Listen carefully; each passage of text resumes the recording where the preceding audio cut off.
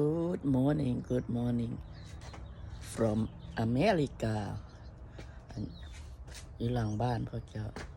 ตอนนี้เป็นเวลา6:30อันวันเสาร์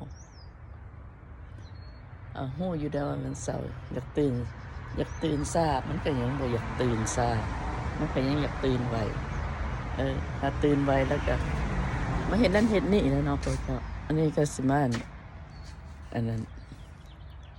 รดน้ำสวนหลังบ้านพ่อเจ้าอันนี้มันสวนน้อยค่อยอันนั้นใส่กระถางหันก็เป็นอย่างมันค่อยบ่เรียนดีๆเพราะว่าถ้าแดดออกแล้วค่อยก็สุกใส่แดด ค่อยสุกใส่แดดแบบว่าสุกตามแดดว่าซั่นซะให้มันได้แดดเพราะว่าตอนเช้าจังซี่นี่มันสิบ่มีแดดแบบมันสวยมาแล้วมันสิมีแดดมันสิมาลงมาจังซี่อันนั้นก็เลยบ่มีหยังก็เลยอยากเอามาให้พวกเจ้าเบิ่งวิถีชีวิตของข้อยแต่ละมื้อมันนั้นหาก็เซียนฟื้นจากการไปเที่ยวเมืองลาวมาเข้าระบบเก่าแล้วจะเข้าระบบเก่าอันนั้นก็ต้นหมากดราก้อนยังบ่ออกดอกเถื่อพู้นแหละโอ้ยฮ้อนๆพู้นแหละเพิ่นค่อยสิออกดอกค่อยสิออกดอกอันนี้ค่อยสิเอาพักต้นโสมนี่มาให้เบิ่งอันนี้มาแกงใส่กับเส้นร้อนนะพวกเจ้าแซ่บอันนี้ใบมันเหลืองแล้วเด็ดมันออกอันนั้นอยากกินแกงก็ง่ายๆเพราะว่าซื้อไม่อย่างก็ซื้อกุ้งแห้งมาเลยผมใส่แต่กุ้งแห้งกับน้ำครับแล้วก็พองั้นนี่ก็ต้นนั้นมาเป็นไม่อย่างมะนาวคิดว่าเป็นมะนาวบานนะเดี๋ยวยังบ่ฮู้อันนี้เป็นใบขี้หูดต้นนี้ตายเอาไว้ความที่เจ้าของเอาไปไว้ใกล้บนฮีตเตอร์มันก็เลยร้อนหลายมันก็เลยตายอันนี้กระถางนี่เครื่องเงินมีอย่างก็เครื่องพวกอาหารเศษอาหารเหลือเอามาใส่นี่แล้วก็เอาขี้ดินถมเฮ็ดเป็นปุ๋ยเลยอันนี้เป็นมากเลยมอนเลี้ยงมอนไป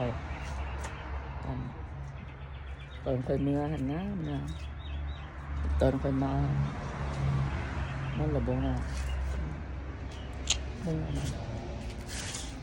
จักอันนี้มันอันนั้นมันต้นอย่างพวกนี้นะคนนึกว่ามันบักแตงถ้าเบิ่งน้ำกันเด้อมันสิเป็นมากเลยเนี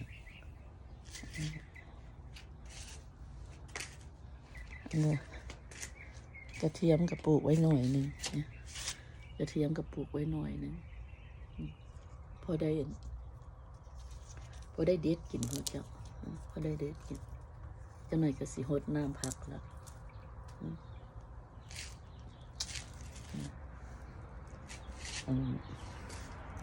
มือสะอ่อนต้นนั้นแบบค่อยอยู่แล้วมันสิเป็นหน่วยสำคัญหมักเชอรี่นี่หมักเชอรี่ปีหน้าคือสิเป็นอยู่ปีหน้าคือสิเป็นอันนี้มันอะโวคาโดตัวนี้อันนี้อะโวคาโดจะไปคนละเมนูอย่างก็ผักกาดนาอยู่บกสูงบนผักกาดนาแล้วกันสามีคอยลูกคอยเอามาปั่นกินน้ำ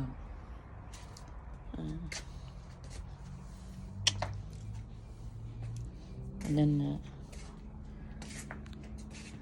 มันต้นมะเขือฝรั่งมันก็จะคือทันสลดแต่มันก็บ่แม่นทันสลดอันนี้กระทันเนี่ย กระถานก็ออกดอกหลายทั้งเงิน3 สายพันธุ์คนนั้นนี่อยู่นี่นี่หน่อยนี่อันนี้เป็นตัวไอเคนเอาให้เป็นหน่อยแล้วเด้หั่นนะ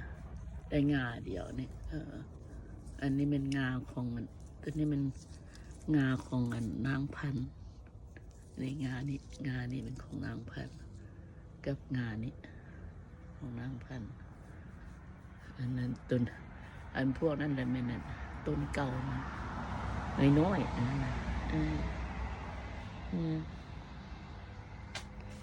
นี่ก็มักทั่วนี่เด้มักทั่ว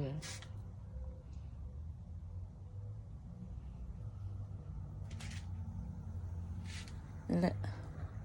ก็ประมาณนี้แหละพวกเจ้าสิบัดนี้สิไปหดน้ำพักก่อนอากาศดีอากาศนี่แต่เท่าใดอันนั้น60เธอก็สิอันนั้น